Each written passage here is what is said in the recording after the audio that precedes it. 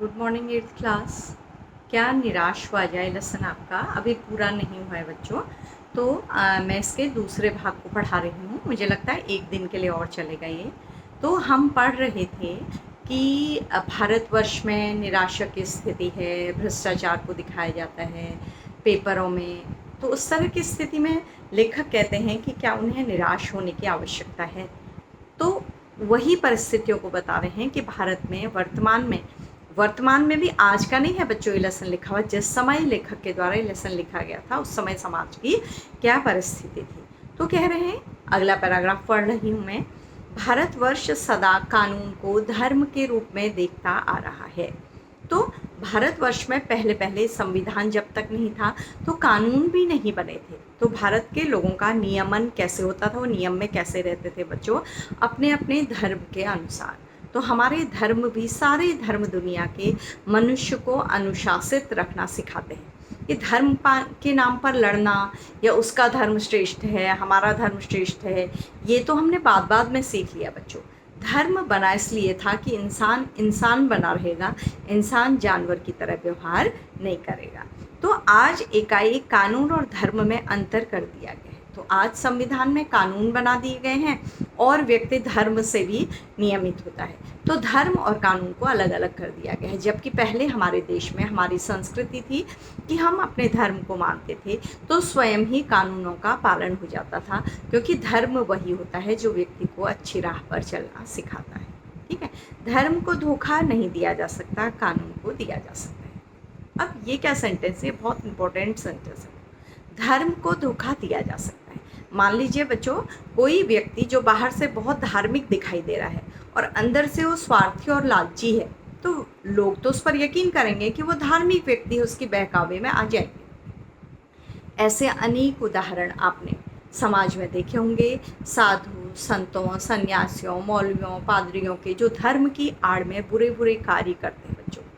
आपने कई बाबा इस बीच पकड़े गए थे अभी पिछले दिनों में, पिछले सालों में, जो धर्म का नाम लेकर समाज का अहित करते थे। तो वो धर्म को धोखा दे रहे थे। तो वो कह रहे हैं कि धर्म को धोखा नहीं दिया जा सकता, कानून को दिया जा सकता। कानून क्या होता है, जिसमें गवाह चाहिए होते हैं। तो गवाह के बिना कानून का कोई मतलब नहीं होता। आपने कोई बुरा काम कर दिया, मान लीजिए किसी ने चोरी कर दी, अगर कोई गवाह नहीं है तो वो चोर साबित नहीं हो सकता है। लेकिन धर्म व्यक्ति मन से मानता है तो धर्म को धोखा नहीं दिया जा सकता। लेकिन धीरे धीरे लोगों ने धर्म को भी धोखा देना क्या कर दिया है, आरंभ कर दिया है। तो पहले हमारे देश में धर्म को लोग मानते थे, उसे धोखा नहीं देते थे।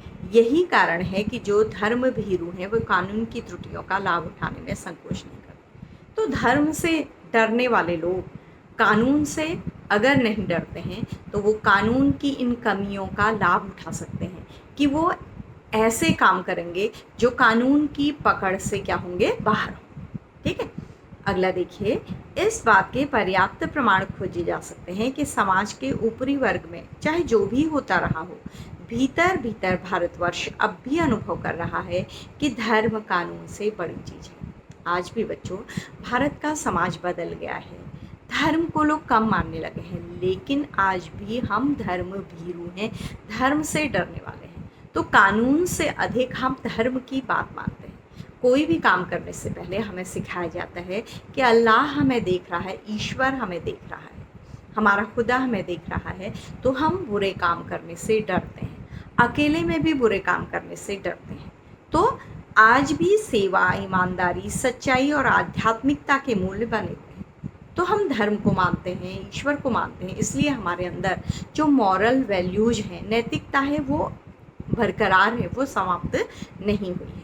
वे दब अवश्य गए हैं, आज के समाज के अनुसार वो दब गए हैं, उनका मूल्य कम हो गया है, लेकिन नष्ट नहीं हुए, लेकिन पूरी तरह से समाप्त नहीं हुए हैं। आज भी वह मनुष्य से प्रेम करता है। आज भी एक मनुष्य दूसरे मनुष्य के प्रति प्रेम प्रकट करता है, उसकी सहायता करता है। अभी आपने कोविड में भी देखा होगा बच्चों, कई लोगों ने अपनी जान की परवाह किए बिना भी दूसरे गरीब लोगों की, भूखे लोगों की मदद की। महिलाओं का सम्मान करता है, झूठ और चोरी को गलत समझता है, दूसरे को पीड़ा पहुंचाने को पाप समझता है। कौन? आम मनुष्य। ये सब नहीं करता है। हर आदमी अपने व्यक्तिगत जीवन में इस बात का अनुभव करता है और हर आदमी अपने मन में इस बात को फ़ील भी करता है, अनुभव भी करता है कि अगर वो इंसानियत से रहेगा, नैतिक गुणों को अपनाएगा तो उसे अच्छा लगेगा। ठीक है? समाचार पत्रों में जो भ्रष्टाचार के प्रति इतना आक्रोश है, वह यही साबित करता है कि हम ऐसी चीज़ों को गलत समझते हैं। और लेखक कह रहे हैं कि यदि हमें समाचार पत्रों में पढ़ने को मिलता है कि इधर ये भ्रष्टाचार हो रहा है, इसने ये किया है, ताकि लोग जागरूक हों, उस व्यक्ति की निंदा करें और ऐसा काम अगली बार न करें। इसलिए तो लेखक इसका पॉजिटिव पक्ष दिखा रहे हैं बच्चों, सकारात्मक पहलू ये है कि हमें पता लगे कि लोग कितना भ्रष्टाचार का काम कर रहे हैं, चोरी का काम कर रहे हैं, और हम सबक सीखें कि हम ऐसा काम नहीं करेंगे। और समाज में उन तत्वों की प्रतिष्ठा कम करना जो गलत तरीके से धन या मान संग्रह करते हैं। तो हमेशा एक बार तो व्यक्ति धन कमा लेता है, उसे सुख का अनुभव होता है, लेकिन चोरी से कमाया गया धन एक न एक दिन उसका सच सबके सामने आ जाता है और उसका सम्मान क्या हो जाता है, कम हो जाता है। आपने देखा है कई धन कमाने वालों को हमारे देश के कानून से बचकर बाहर भी भागना पड़ा है बच्चों। तो वो भागते भागते फिर रहे हैं, तो ऐसा जीवन फिर किस काम का जिसका यश समाप्त हो गया है। ठीक है, अगला है बच्चों, अब उन्होंने क्या बताया है बेटा, अगले पैराग्राफ में ये समझाया है कि जैसे समाचार पत्रों में बुराइयों का ज़्यादा प्रकाशन किया जाता है और अच्छाइयों पर लोग कम ध्यान देते हैं। मतलब आप देखिएगा, कक्षा में मैं आपको एक छोटा सा एग्जाम्पल देती हूँ। मान लीजिए आप रोज़ पेन लाना भूल जाते हैं, ठीक है, तो आपको कोई ना कोई आपका फ्रेंड रोज़ पेन दे देता है, तो आपके लिए एक आम बात है कि आप लेते हैं, काम कर लेते हैं, वापस कर देते हैं। अब एक दिन क्या हुआ, आपने किसी, मान लीजिए रवि नाम के बच्चे से पेन मांग लिया, उसने आपको देने से इनकार कर दिया, तो आप उसकी बात सारे लोगों को बताते हैं कि आज उसने मुझे पेन नहीं दिया। अब बच्चों देखो, मैं एक छोटे से एग्जाम्पल से आपको समझा रही हूँ। आपने क्या किया, 15 दिन से जो 15 बच्चे आपको पेन दे रहे थे, क्या आपने उनको अप्रिशिएट किया? क्या आपने और लोगों से कहा कि वो रोज़ मुझे पेन देते हैं, मेरा काम चल जाता है? नहीं। और आपको कुछ लगा भी नहीं कि रोज़ आपकी हेल्प कर रहे हैं। लेकिन एक दिन किसी ने हेल्प करने से इनकार कर दिया, तो आपको वो बात बहुत बुरी लग गई और आपने सबसे कह दी। ठीक है, और मैं समझा रही हूँ आपको। देखिए, जीवन भर आप क्या करते थे कि कहीं कोई पेन मिलता था, पैसा मिलता था, आप अपनी अध्यापिका को दे देते थे कि ये गिरा हुआ मिला है, और वो आपको अप्रिशिएट करती थी, बात खत्म हो जाती थी।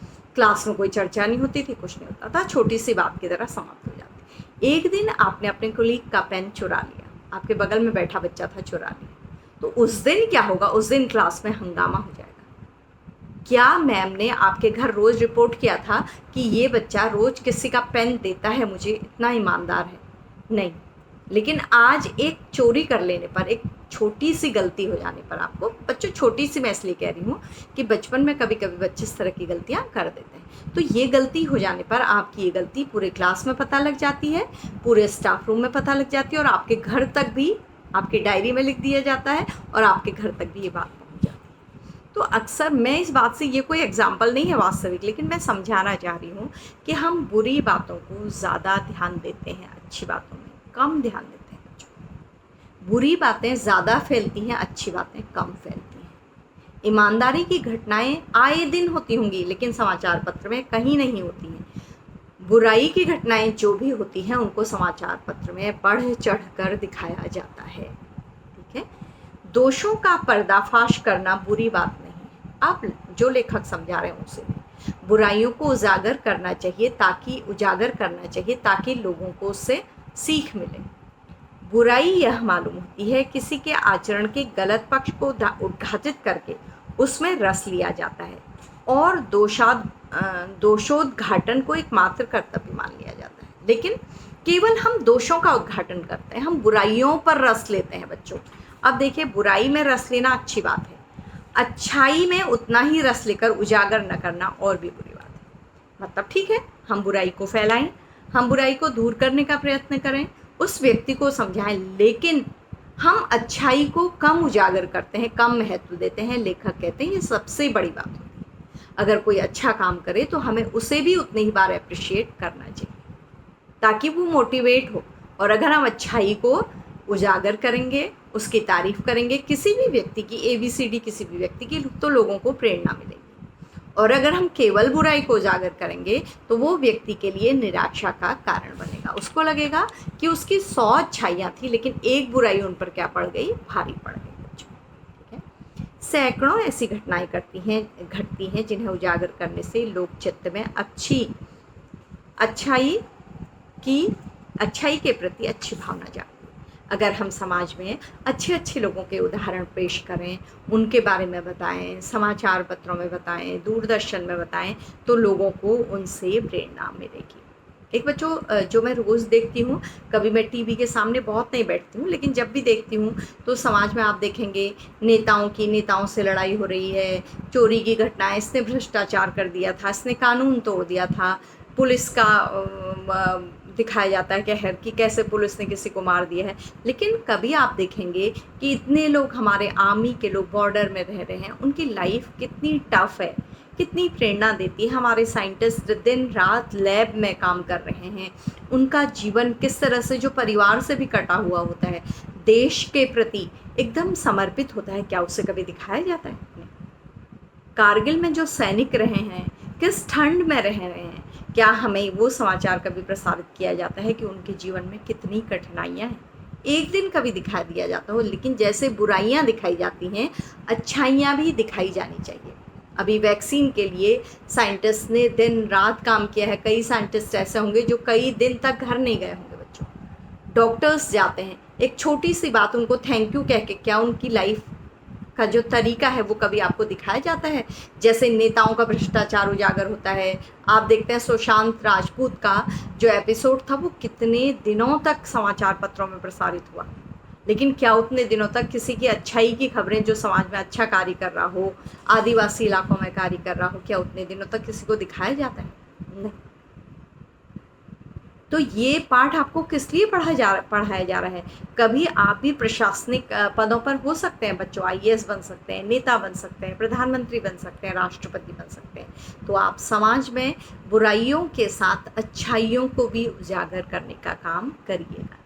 ईमानदारी के कामों को भी समाचारों में प्रसारित किया जाना चाहिए, उनको एक छिपे तथ्य की तरह नहीं। जैसे हम रोज़ समाचार पत्र प्रसारित करते हैं, अच्छाइयों को भी एक एक अच्छाई को लेकर ऐसे प्रसारित करना चाहिए।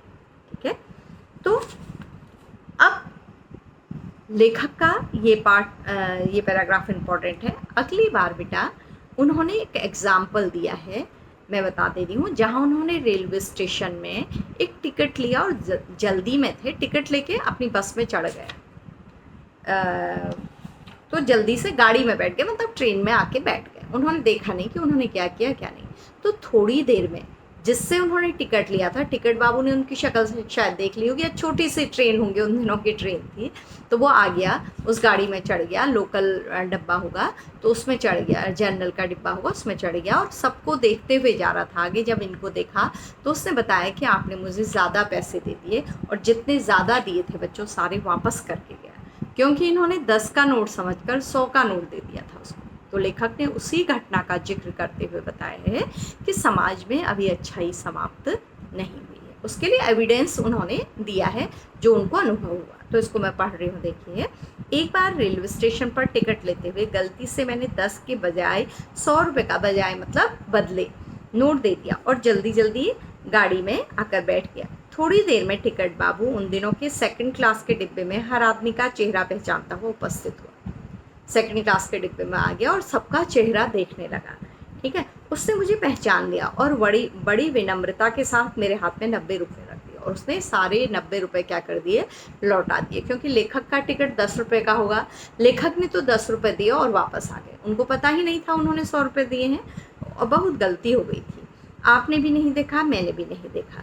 उसके चेहरे पर विचित्र संतोष की गरिमा थी। मैं चकित रही, मतलब उसके चेहरे पर एक ग्रेस था, संतुष्टि का, कि उसने किसी का पैसा नहीं लिया और जिसका था उसको लौटा दिया। तो ये संतुष्टि का भाव लेते हुए वो गाड़ी से उतर गया। तो लेखक कहते हैं कि समाज में बुराइयां ही नहीं होती, अच्छाइयाँ भी होती हैं, लेकिन हम अच्छाइयों पर कम ध्यान देते हैं, और बच्चों बुराइयां हमें क्या होती हैं, ज़्यादा दिन तक याद रहती हैं। सोचिए, क्लास में कई बच्चे आपकी हेल्प करते होंगे, कुछ याद नहीं रहता होगा। एक दिन कोई हेल्प करने के लिए मना कर दे तो वो बात आपको हमेशा याद रहेगी, और आप मन ही मन उस बात का बदला लेने की भी कोशिश करेंगे। तो मतलब ये है कि इंसान अच्छाइयों को जल्दी भूल जाता है और बुराइयों को बहुत देर तक याद रखता है। तो इस तरह से इससे अगला भाग अगली क्लास में आपको पढ़ाया जाएगा बच्चों। तो इसको समझना ही, ये पार्ट थोड़ा सा बड़ा है बच्चों। आपको पता है जब हम लोग पढ़ते थे ये पार्ट 10th में था, तो आज 8th में है, तो थोड़ा सा इसकी लैंग्वेज और इसके शब्द भी हिंदी के कठिन शब्द हैं, क्योंकि हजारी प्रसाद द्विवेदी हिंदी के अच्छे विद्वान माने जाते हैं। तो बच्चों ये कक्षा यह समाप्त हो रही है। जो आपको समझ में न आए आप मुझसे कभी भी पूछ सकते हैं। Thank you class, thank you बच्चों।